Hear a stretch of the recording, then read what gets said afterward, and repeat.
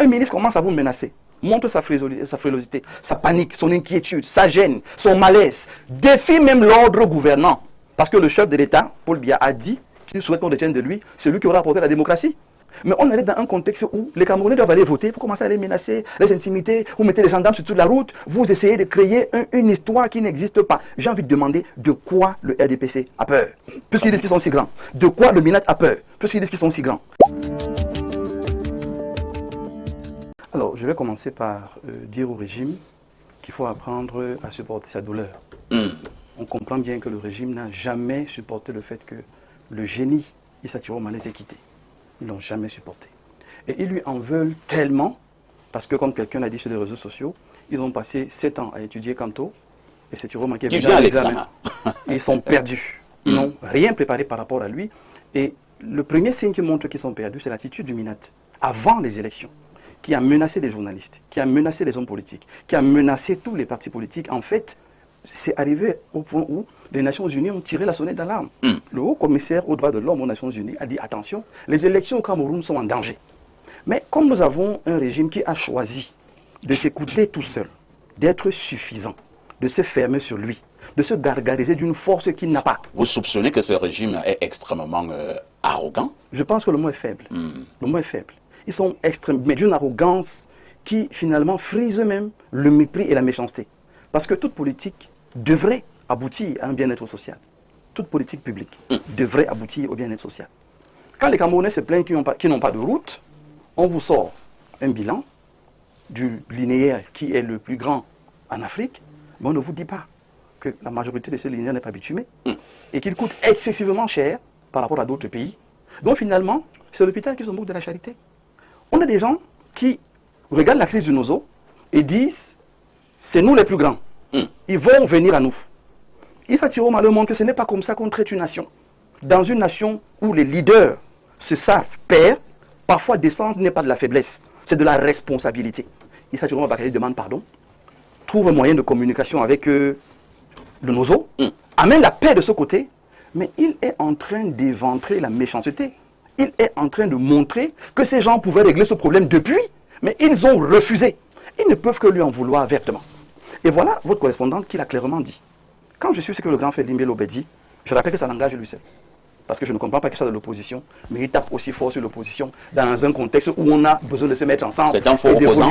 Non. Et je l'ai dit depuis le départ. C'est un infiltré. Non, pas du tout. Tout le monde connaît les positions. Tout le monde connaît les positions du grand frère Limbe Lobé. Non, tout le monde. Au moins, ça, il faut saluer. Il faut saluer. Et je ne le dis pas parce qu'il est là.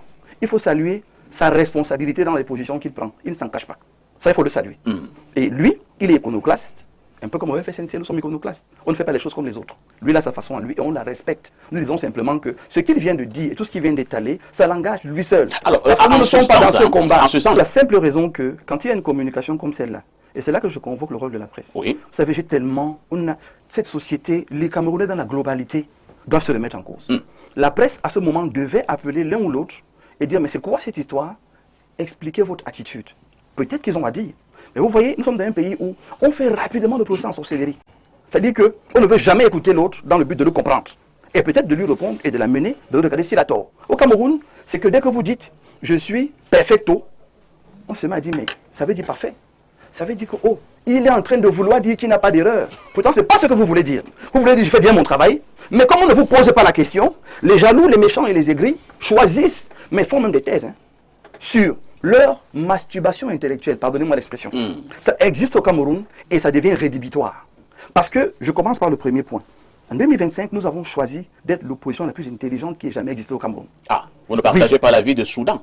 Du tout. Ah, écoutez, Soudan, c'est une autre case de résonance de mon grand frère en face. On le sait très bien. Et c'est pour ça qu'on n'a même pas fait cas de lui. Parce que franchement, on choisit nos combats. On a choisi de prendre depuis 1992, apprendre, comprendre et évoluer. Et là, je rejoins le grand frère Limbe Lobé. Nous avons tous appris. C'est pour ça qu'on ne veut pas le chaos dans ce pays. Nous avons tous appris. Et parce que nous avons appris, ça ne veut pas dire que nous sommes devenus stupides, parfaits. Ça ne veut pas dire que nous ne voyons pas, que nous ne comprenons pas, que nous n'analysons pas. Quand un ministre commence à vous menacer, montre sa frilosité, sa panique, son inquiétude, sa gêne, son malaise, défie même l'ordre gouvernant. Parce que le chef de l'État, Paul Biya, a dit qu'il souhaite qu'on détienne de lui celui qui aura apporté la démocratie. Mais en démocratie, je convoque simplement le dialogue social de Jean-Jacques Rousseau, qui parle des 3 piliers, liberté, égalité et volonté générale. Le vote est l'expression d'une volonté générale. La consultation des Camerounais pour les projets, pour le développement du pays, pour l'orientation que nous voulons prendre en tant que pays est obligatoire. Au Cameroun, on ne le fait pas.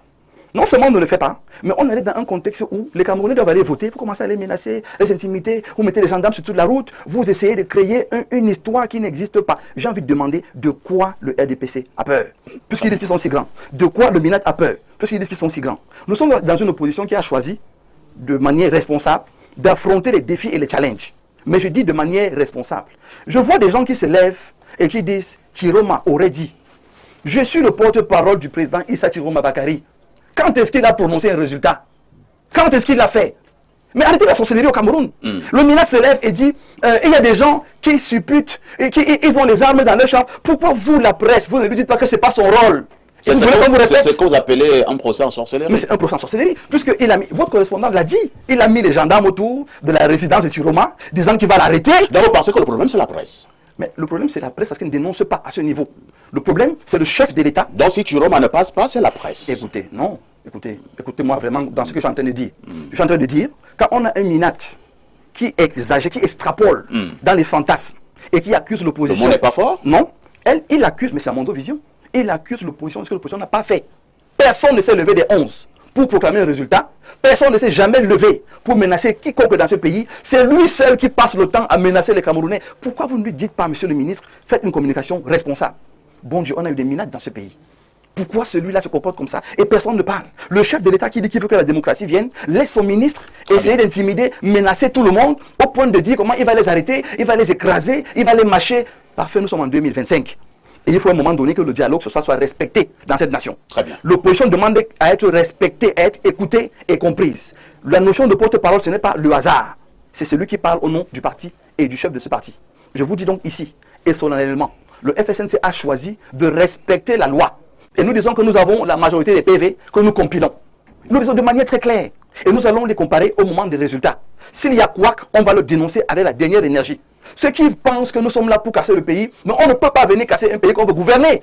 Mais arrêtez de prêter des intentions qui ne sont pas les nôtres. Si lui, il a un projet contre l'opposition, mais qu'il assume son projet.